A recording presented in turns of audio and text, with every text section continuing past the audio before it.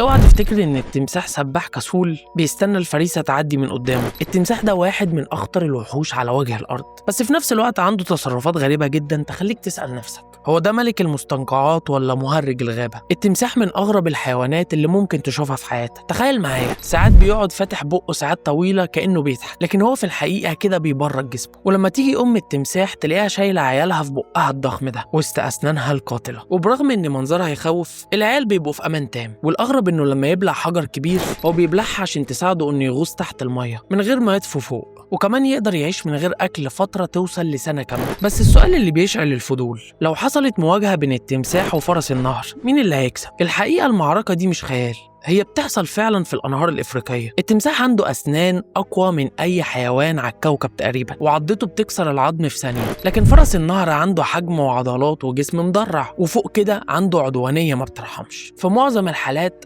فرس النهر هو اللي بيكسب، لأنه ببساطة أضخم بكتير، وعضته هي كمان تقدر تقسم التمساح نصين. التماسيح غالبا بتبعد عن أفراس النهر لما بيكونوا في مجموعات، لأنهم مش بيهزروا أبدا. يعني بعد كل اللي شفناه، التمساح اللي الناس فاكرينه ملك النهر يطلع قدام فرس النهر فرخة بلدي قدام جاموسة. بس يا ترى لو التمساح هجم بغدر وهو مستخبي ممكن يقلب الموازين، ولا هيفضل فرس النهر هو البلطجي الحقيقي بتاع الأنهار الإفريقية؟ قولي في الكومنتات انت شايف مين أقوى. ما تنسوش تعملوا فولو لايك. أشوفكم الفيديو الجاي.